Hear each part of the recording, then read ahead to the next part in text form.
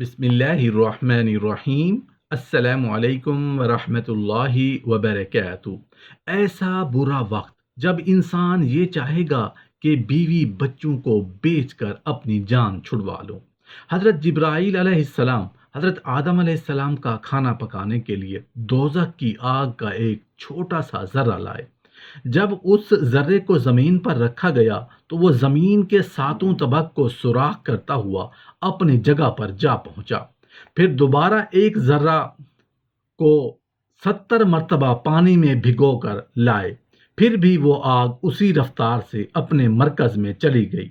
اسی طرح 7 بار عمل کو دہرایا گیا۔ بعض نے کہا کہ 70 بار ذرہ بھر دوزخ کی آگ کو لایا گیا، مگر وہ اپنے اصلی مقام پر فوراً چلی جاتی۔ جب حضرت جبرائیل علیہ السلام تھک گئے تو اللہ تعالیٰ نے فرمایا، ہم نے اپنی مخلوق کے کاموں کے لیے پتھر، لکڑی اور بانس میں آگ رکھی ہے، ان سے نکالو، اور پھر حسب الحکم عمل کیا گیا تو آگ پیدا ہوئی۔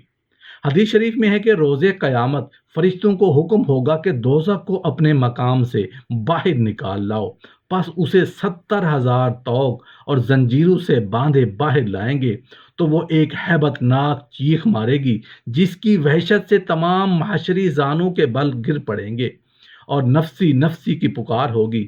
ایسی پریشان کن گھڑی میں شفیع محشر رحمت للعالمین صلی اللہ علیہ وآلہ وسلم امتی امتی کا اعلان فرمائیں گے۔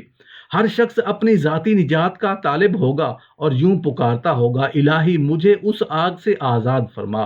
شدت خوف کے باعث آخری کلمات بھی بھول جائیں گے اور نفسی نفسی کی پکار ہوگی۔ پس شعلہ ہائے دوزخ عرصات حشر میں پھیلتے چلے جائیں گے، جن و انس کو اپنی طرف بلائیں گے۔ اپنی نازک حالت میں سبھی محشر نبی کریم صلی اللہ علیہ وآلہ وسلم کو پکاریں گے، فریادیں کریں گے، یا محمدہ و محمدہ، یا احمدہ یا و احمدہ۔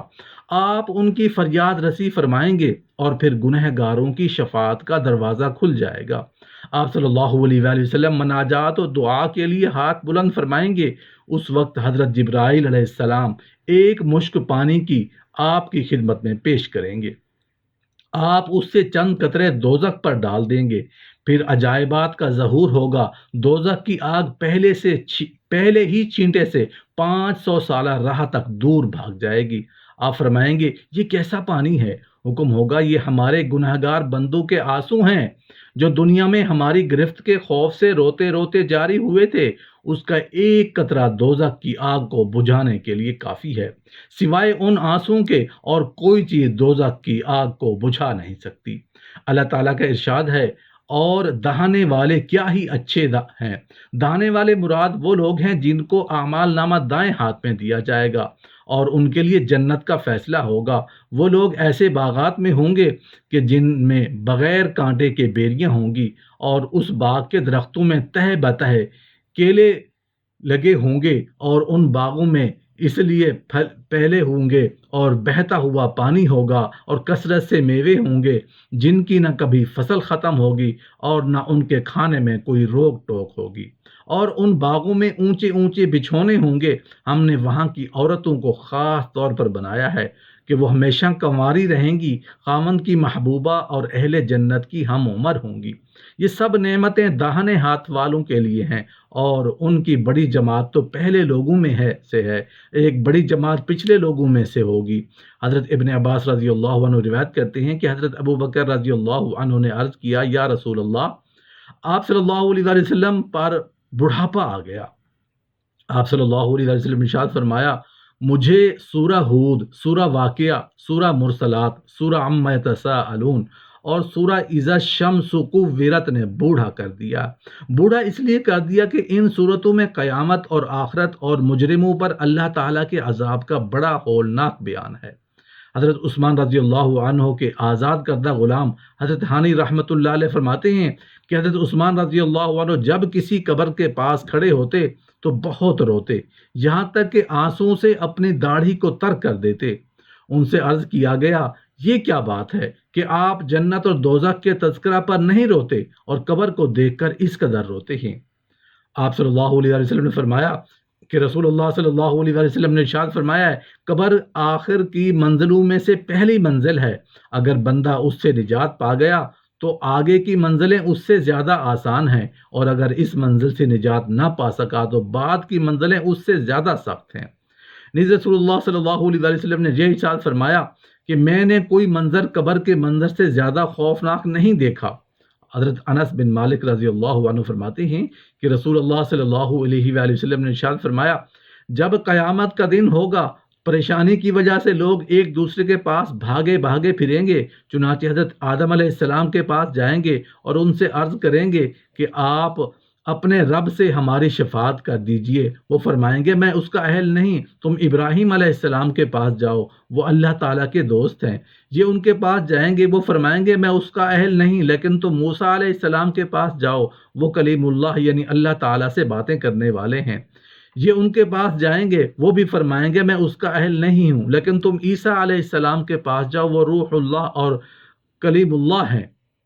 یہ ان کے پاس جائیں گے اور وہ بھی فرمائیں گے کہ میں اس کا اہل نہیں، البتہ تم حضرت محمد صلی اللہ علیہ وآلہ وسلم کے پاس جاؤ، چنانچہ وہ لوگ میرے پاس آئیں گے، میں کہوں گا بہت اچھا، شفاعت کا حق مجھے حاصل ہے۔ اس کے بعد میں اپنے رب سے اجازت مانگوں گا، مجھے اجازت مل جائے گی، اور اللہ تعالیٰ میرے دل میں اپنی ایسی تعریفیں ڈالیں گے جو اس وقت مجھے نہیں آتی، تو میں ان کلمات کے ساتھ اللہ تعالیٰ کی تعریف کروں گا اور سجدہ میں گر جاؤں گا۔ ارشاد ہوگا محمد صلی اللہ علیہ وآلہ وسلم، سر اٹھاؤ، کہو تمہاری بات مانی جائے گی، مانگو ملے گا، شفاعت کرو قبول کی جائے گی۔ میں عرض کروں گا یا رب میری امت یعنی میری امت کو بخش دے۔ مجھ سے کہا جائے گا جاؤ، جس کے دل میں جو کے دانہ کے برابر بھی ایمان ہو اسے جہنم سے نکال لاؤ۔ میں جاؤں گا اور حکم کی تعمیل کروں گا، واپس آ کر پھر انہی کلمات کے ساتھ اللہ تعالیٰ کی تعریف کروں گا اور سجدہ میں گر جاؤں گا۔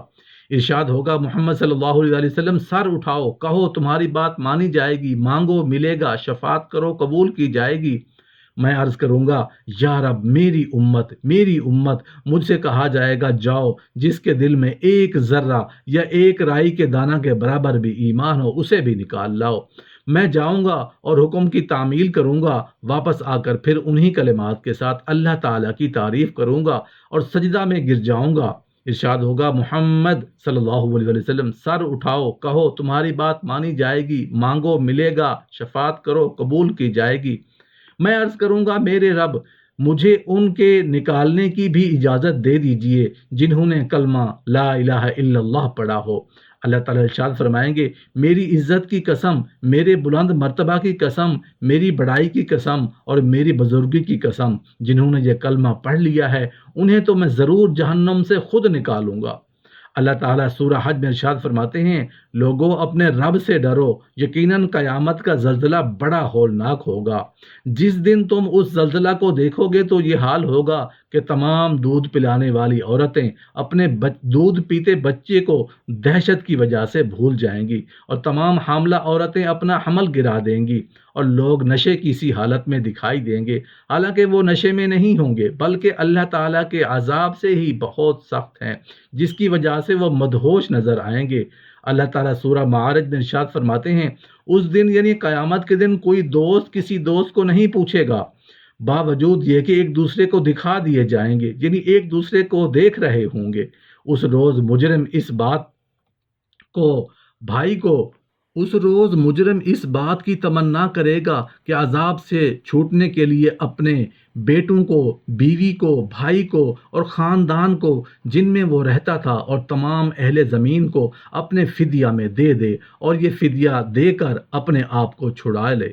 یہ ہرگز نہیں ہوگا۔ اللہ تعالیٰ سورہ ابراہیم میں ارشاد فرماتے ہیں جو کچھ یہ ظالم لوگ کر رہے ہیں ان سے اللہ تعالیٰ کو فوری پکڑ نہ کرنے کی وجہ سے بے خبر ہرگز نہ سمجھو، کیونکہ ان کو اللہ تعالیٰ نے صرف اس دن تک کے لیے مہلت دے رکھی ہے جس دن ہیبت سے ان کی آنکھیں پھٹی کی پھٹی رہ جائیں گی، اور وہ حساب کی جگہ کی طرف سے سر اٹھائے ہوئے دوڑے جا رہے ہوں گے، اور آنکھوں کی ایسی ٹکٹکی بندھی ہوگی کہ آنکھ جھپکے گی نہیں اور ان کے دل بالکل بدحواس ہوں گے۔